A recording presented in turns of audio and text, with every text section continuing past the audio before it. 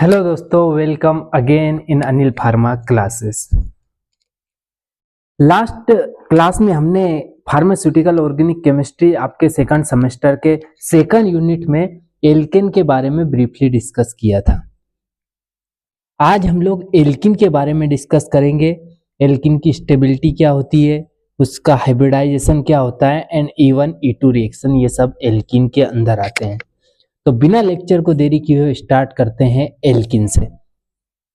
Alkene क्या होता है, एल्किन की जनरल प्रॉपर्टीज क्या होती है, इन सब के बारे में डिस्कस करेंगे। तो एल्किन आपका क्या होता है, alkene are a class of hydrocarbon that contain a carbon carbon double bond, it is also known as olefin. इनको ओलिफिन भी बोलते हैं और ऐसे कंपाउंड जिनमें कार्बन कार्बन के बीच डबल बॉन्ड प्रेजेंट होगा लाइक दिस, इसको बोलेंगे हम लोग एल्किन। और ओलिफिन क्यों बोलते हैं, नाम से ही पता चल रहा, ओलिफिन मतलब रिलेटेड टू ऑयल। ऑयल में ज्यादा प्रेजेंट होता है एल्किन का अमाउंट, अनसेचुरेशन का अमाउंट, इसलिए इसका नाम ओलिफिन भी रखा गया है। Stability of alkene, stability of alkene में सबसे पहले है सब्स्टिट्यूशन। सब्स्टिट्यूशन का मतलब समझ लो पहले। सब्स्टिट्यूशन का मतलब क्या होता है, जैसे कार्बन कार्बन के बीच कितने एल्काइल ग्रुप से सब्स्टिट्यूट है, उसको बोलते हैं हम लोग सब्स्टिट्यूशन। जैसे एक आर ग्रुप जुड़ा एक एल्काइल ग्रुप, तो इसको प्राइमरी बोलेंगे। ये दो आर ग्रुप, इसको सेकेंडरी, तो इसको बोलते हैं सब्स्टिट्यूट कर देना। तो इनमें कौन सा सब्स्टिट्यूशन सबसे ज्यादा स्टेबल होगा, tetra substituted. Alkene generally are most stable, tetra substituted. Tetra substituted का मतलब होता है जिसमें चार एल्काइल ग्रुप जुड़ रहे हो। फॉर एग्जांपल के लिए ये आपका एक एल्काइल है तो मोनो बोल दिया इसको, दो एल्काइल ग्रुप जुड़ रहा है तो डाई सब्स्टिट्यूटेड, 3 जुड़ रहा है तो try substituted, and 4 alkyl group जुड़ रहा है इधर तो टेट्रा सब्स्टिट्यूटेड।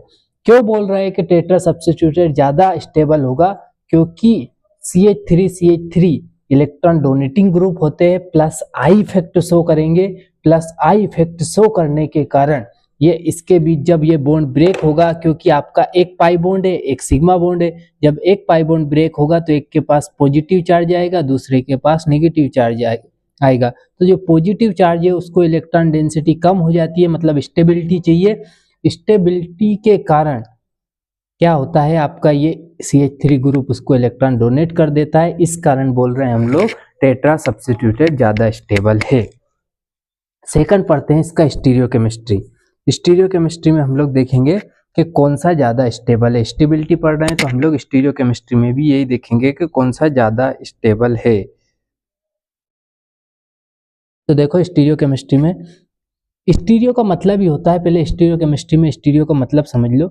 स्टीरियो का मतलब ही होता है कि आपका arrangement of A atom and group in space. ठीक है, किस तरह से अरेंजमेंट है उसका, किस तरह से उसको स्ट्रक्चर को ऐसे अरेंज करके रखा हुआ है, सिस फॉर्म में है, ट्रांस फॉर्म में है, ये सब चीजें स्टीरियोकेमिस्ट्री में आती है।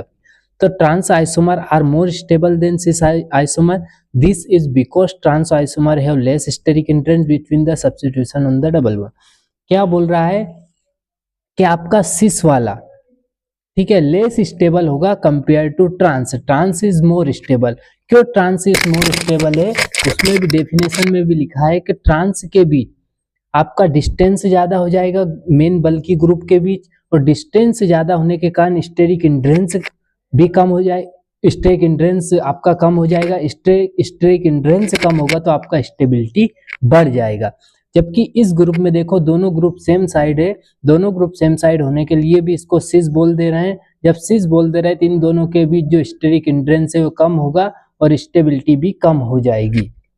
स्टेरिक हिंड्रेंस बढ़ जाएगा और स्टेबिलिटी कम हो जाएगी। तो स्टेरिक हिंड्रेंस भी मेन रोल प्ले कर रहा है और आपका बल्कि ग्रुप जिस साइड है वो भी मेन रोल प्ले कर रहा है। तो आपका इस कारण ट्रांस एल्किन ज्यादा स्टेबल है। अब हाइब्रिडाइजेशन देख लेते हैं कि हाइब्रिडाइजेशन एल्किन का क्या होता है।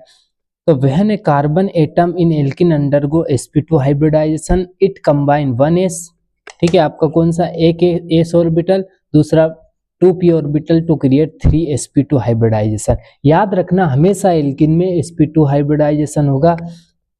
इसका जो जियोमेट्री होगी ट्राइगोनल प्लेनर होगी। ये बेसिक है आपका हाइब्रिडाइजेशन वाले पार्ट का। कैसे निकालते हैं हाइब्रिडाइजेशन, कार्बन एटम, कार्बन के बीच C6 1:2:2p2, ठीक है, इसका इलेक्ट्रॉनिक कॉन्फ़िगरेशन होगा। जब इसको ग्राउंड स्टेट में ले जाओगे तो 1:2:2p2। इसका जो 2s वाला है पार्टिसिपेट करके 2p में चला जाएगा, तो एक s ऑर्बिटल और ये 2p ऑर्बिटल आपस में पार्टिसिपेट कर रहा है, इस कारण इसका हाइब्रिडाइजेशन हो जाएगा। कौन सा, 1s और 2p, तीनों पार्टिसिपेट कर रहे हैं, तो इसलिए इसका नाम हो जाएगा 1s और 2p, sp2 हाइब्रिडाइजेशन। अब पढ़ते हैं मेन रिएक्शन के बारे में, जो आपके कंपटीशन एग्जाम के लिए भी इंपॉर्टेंट है। इससे हर बार एक क्वेश्चन आता ही है, तो आपको सेमेस्टर में भी फायदा मिलेगा और कंपटीशन में भी फायदा तो मिलेगा। एलिमिनेशन रिएक्शन, एलिमिनेशन का मतलब समझो पहले। एलिमिनेशन मतलब होता क्या है, दो वर्ड होते हैं आपका, एक होता है आपका सब्स्टिट्यूशन, दूसरा होता है आपका एलिमिनेशन। एलिमिनेशन का मतलब होता है आपका एलिमिनेट कर देना, एलिमिनेट कर देना। एलिमिनेट कर देना मतलब किसी चीज को वहां से रिमूव कर देना, या हिंदी में बोल दो जिसको हटा देना, ठीक है, पूरी तरीके से हटा देना। सेकंड है आपका सब्स्टिट्यूशन। सब्स्टिट्यूशन अगला यूनिट का पार्ट है, उसमें पढ़ेंगे। सब्स्टिट्यूशन का मतलब होता है रिप्लेस कर देना, वहां से वहां पे कोई दूसरी चीज लगा देना, रिप्लेस करके एक चीज को हटा के दूसरी चीज। फॉर एग्जांपल के लिए क्लास में बहुत सारे बच्चे बैठे हैं, ठीक है, आगे की दो बेंच से बच्चे को हटा के पीछे रिप्लेस कर देता हूँ और पीछे वाले को आगे ले आता हूँ, दो बच्चों को, तो उसी को बोलते हैं रिप्लेसमेंट। जबकि मैंने दो बच्चों को क्लास से ही बाहर कर दिया, उसको बोलते हैं रिमूव कर देना, हटा देना या एलिमिनेट कर देना। अब इसका डेफिनेशन देख लो। Elimination reaction is a type of organic reaction in which pair of atom और group of atom are removed. बोला था रिमूव कर देना from a organic molecule in elimination process या reaction by which saturated organic compound are converted unsaturation. जो आपके saturated compound होंगे वो अनसैचुरेटेड में कन्वर्ट हो जाएंगे। मैंने लास्ट टाइम भी आपको केमिस्ट्री का वर्ड कुछ बताए थे कि अनसैचुरेशन का मतलब भी होता है डबल बॉन्ड और ट्रिपल बॉन्ड जहां पे प्रेजेंट हो, और सैचुरेटेड का मतलब हो सिंगल बॉन्ड। तो एलिमिनेट कर देना मतलब वहां से किसी चीज को रिमूव कर देना। जब आप रिमूव करोगे तो वहां पे क्या होगा, डबल बॉन्ड का फॉर्मेशन होगा, क्योंकि उनको स्टेबिलिटी चाहिए, कहीं ना कहीं वो अपनी वैलेंसी फुलफिल करेंगे। तो इस कारण एलिमिनेशन रिएक्शन में क्या होता है, आपका सैचुरेशन से अनसैचुरेटेड में कंपाउंड कन्वर्ट होते हैं। एग्जाम्पल देखो, आपका एल्केन है, ठीक है, एल्केन का रिएक्शन एल्कोहलिक केओएच से कराते हो तो आपका एल्किन में कन्वर्ट हो जाता है, क्योंकि आपका जो यहाँ से ये ब्रेक होगा तो K प्लस OH माइनस में ब्रेक होगा, OH माइनस इस H के साथ चला जाएगा और आपका X इस आपका OH माइनस इस H के साथ चल जाएगा और K प्लस X के साथ चला जाएगा और आपका स्टेबिलिटी फॉर्मेशन के लिए डबल बॉन्ड का फॉर्मेशन हो जाएगा। तो ये आपका एल्किन वाला पार्ट हो गया। अब पढ़ते हैं टाइप्स ऑफ एलिमिनेशन रिएक्शन। आपको जितना इनफ है आपके सेमेस्टर पॉइंट ऑफ व्यू से उतना बता दे रहा हूं। मेन तीन टाइप की एलिमिनेशन रिएक्शन होती है। अल्फा एलिमिनेशन जिसको 1-1 एलिमिनेशन बोलते हैं, सेकंड होता है आपका बीटा एलिमिनेशन जिसको 1-2 एलिमिनेशन बोलते हैं, थर्ड होती है आपकी गामा एलिमिनेशन जिसको 1-3 एलिमिनेशन बोलते हैं। अब 1-1 एलिमिनेशन क्यों बोलते हैं, इसके पीछे रीजन क्या है। 1-1 एलिमिनेशन इसलिए बोलते हैं कि एक ही मॉलिक्यूल से आपका दोनों ग्रुप रिमूव हो गए, 1-2 एक कार्बन और दूसरे कार्बन से रिमूव होगा, और 1-3 1 कार्बन और थर्ड वाले कार्बन से कोई ग्रुप रिमूव होगा, इसलिए इनका नाम 1-1, 1-2 एंड 1-3 रखा गया है। अब पढ़ते हैं 1-1 से स्टार्ट करते हैं जिसको अल्फा एलिमिनेशन बोलते हैं। The two group from the same carbon atom are lost.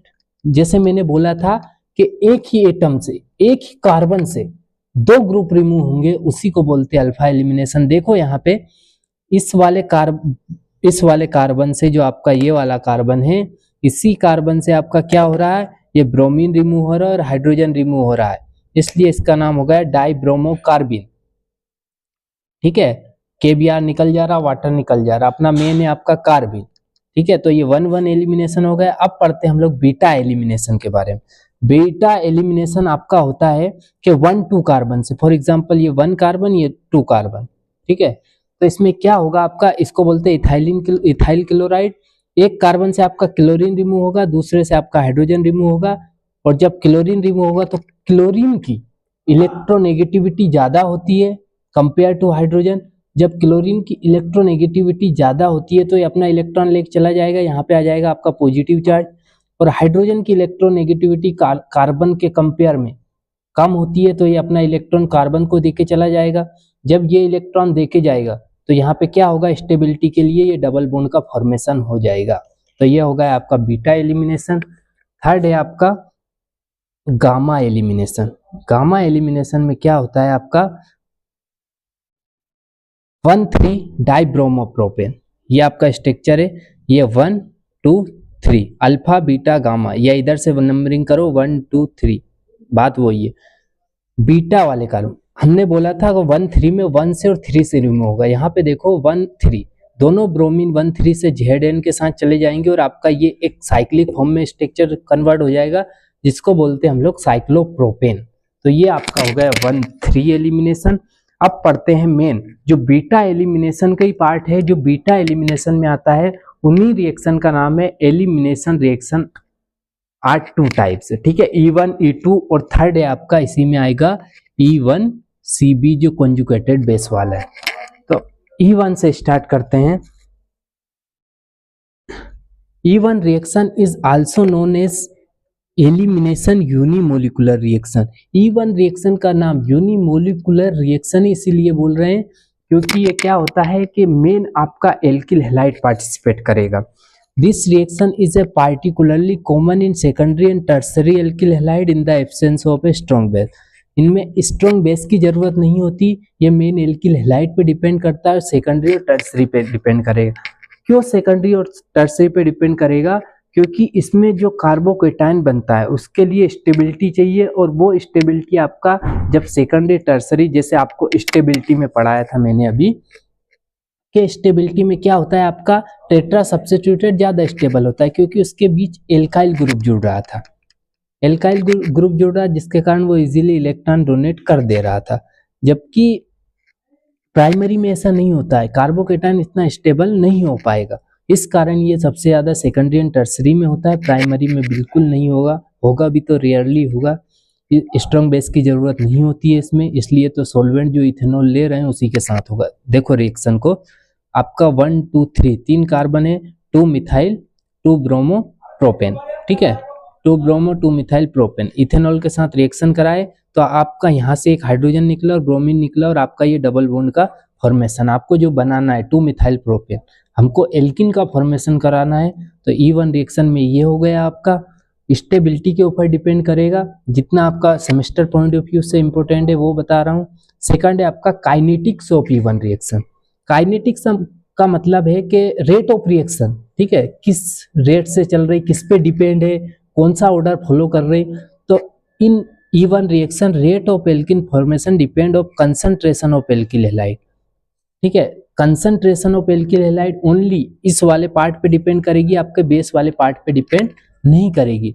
Second है कौन सा ऑर्डर फॉलो करेगी, follow first order. First order क्यों बोल रहे हैं कि फर्स्ट ऑर्डर फॉलो करेगी, इसलिए बोल रहे हैं कि क्योंकि ये एल्किल हैलाइड पे डिपेंड है, एक ही रिएक्टेंट पे डिपेंड है। ऑर्डर ऑफ रिएक्टिविटी देख लो, 3 डिग्री येलो एल्केन में ज्यादा है, सेकंड में कम है और फर्स्ट में बिल्कुल ना के बराबर है।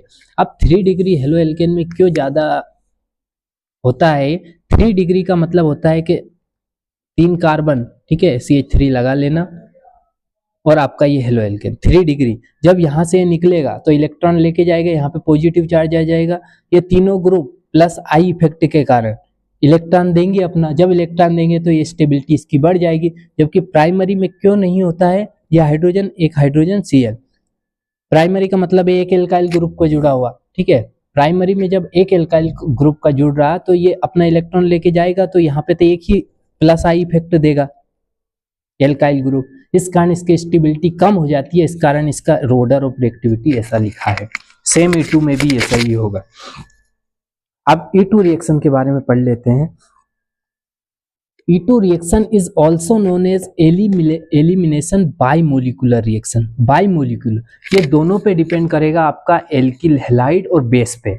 The reaction occur when alkyl halide related with strong base, strong base के साथ इसका रिएक्शन कराओगे तभी ये रिएक्शन होगा। देखो आपका एल्किल हैलाइड है, एल्कोहलिक KOH, ठीक है, इक्वस KOH का यूज सब्स्टिट्यूशन में यूज होता है, जबकि एल्कोहलिक का एलिमिनेशन में यूज होता है। आपका एल्किन का फॉर्मेशन हो जाएगा। थर्ड है आपका kinetics of E1 reaction. Kinetics जैसा कि अभी आपको बताया था कि रेट ऑफ रिएक्शन किस दर से रिएक्शन हो रही है और किस काइनेटिक्स किस ऑर्डर को फॉलो करेगी। Second order kinetics. Second order kinetics क्यों बोल रहे हैं, इसके पीछे रीजन क्या है, क्योंकि ये बेस और एल्किल हैलाइड दोनों पे डिपेंड होता है। The rate of alkene formation depend on the concentration of both. बोला था मैंने, एल्किल हैलाइड और बेस दोनों पे डिपेंड होगा। रेट देख लो इधर फॉर्मूले के हिसाब से सेम हो गया सब कुछ। अब ऑर्डर और रिएक्टिविटी। ऑर्डर ऑफ रिएक्टिविटी में देखो आप लोगों का tertiary secondary primary same alkyl halide है आपका टर्सरी जैसा E1 में था, क्योंकि इसमें भी आपका क्या होता है, ट्रांजिशन स्टेट बनती है और ट्रांजिशन स्टेट जब स्ट्रॉन्ग बेस अटैक करता है तो इसमें कार्बोकेटायन का फॉर्मेशन नहीं होता, इसमें ट्रांजिशन स्टेट का फॉर्मेशन होता है। इस कारण क्या होता है कि एक बॉन्ड ब्रेक हो रहा, दूसरा बॉन्ड आके उसमें जुड़ रहा, ठीक है, एक ग्रुप निकल रहा, दूसरा ग्रुप आके जुड़ रहा, इस कारण उसमें साइमल्टेनियसली रिएक्शन होती है। साइमल्टेनियसली रिएक्शन का मतलब है कि एक साथ एक बॉन्ड ब्रेक, एक ग्रुप आके जुड़ रहा, दूसरा ग्रुप निकल रहा है, एलिमिनेट हो रहा है एलिमिनेशन में, तो इसी कारण ये सबसे ज्यादा स्टेबल टर्सरी में होगा, क्योंकि प्लस आई इफेक्ट यहाँ भी शो करेगा। अब E1CB reaction. This reaction involve an intermediate कार्बो anion, ठीक है। अगर E1CB में कोई आपसे पूछे कौन से आयन का फॉर्मेशन होता है, carbanion which give up leaving group through transition state, ठीक है। इसमें भी कार्बो एनायन का फॉर्मेशन होगा, इसमें ट्रांजिशन स्टेट का इतना इंपॉर्टेंस नहीं है, आप E2 रिएक्शन में मेन इंपॉर्टेंस है। Involving only one chemical unit, ठीक है, ये भी दो स्टेप में फॉलो होगी आप लोगों का। जैसे E1 रिएक्शन हो रही थी, E1 रिएक्शन और E1CB में बस एक डिफरेंस है, इसमें कॉन्जुगेटेड बेस आने के कारण पहले आपका हाइड्रोजन रिमूव हो जाएगा, इस कारण कार्बोकेट एनायन का फॉर्मेशन हो जाएगा, जबकि E1 रिएक्शन में हम लोग स्ट्रॉन्ग बेस नहीं ले रहे थे, इस कारण आपका कार्बोकेटायन का फॉर्मेशन होगा। और E1CB में स्ट्रॉन्ग बेस ले रहे थे, इस कारण क्या होगा, आपका ट्रांजिशन स्टेट का फॉर्मेशन होगा और वहां पे ट्रांजिशन स्टेट ही बनेगा। जैसे इसमें देखो आपका कार्बो एनायन इंटरमीडिएट फॉर्मेशन हो जा रहा है और बाद में यहीं जाके क्या करेगा, ये वाला आपका हेलोजन रिमूव हो जाएगा।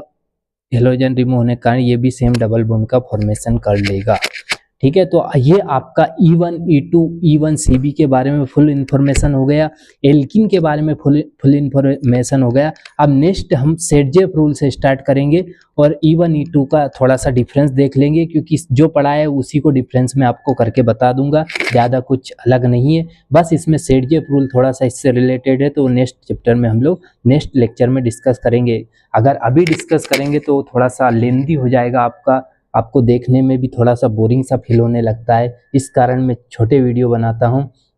अगर ये वीडियो आपको अच्छा लग रहा है, इन्फॉर्मेटिव लग रहा है, तो प्लीज़ अपने दोस्तों के साथ शेयर करना, क्योंकि ये जो हम बना रहे हैं थोड़ा सा हम लोगों के व्यूज सब्सक्रिप्शन बढ़ने से थोड़ा सा मोटिवेशन मिलता है किसी भी चीज़ को करने में, क्योंकि सब कुछ ऐसा है नहीं कि हम लोग आप लोगों से कोई चार्ज कर रहा है या ऐसा कुछ। जो भी मिलेगा हम जितने सेमेस्टर हो सके 8 सेमेस्टर तक जो भी मिलेगा जितना हो सके हम आप लोगों को फ्री में प्रोवाइड करेंगे।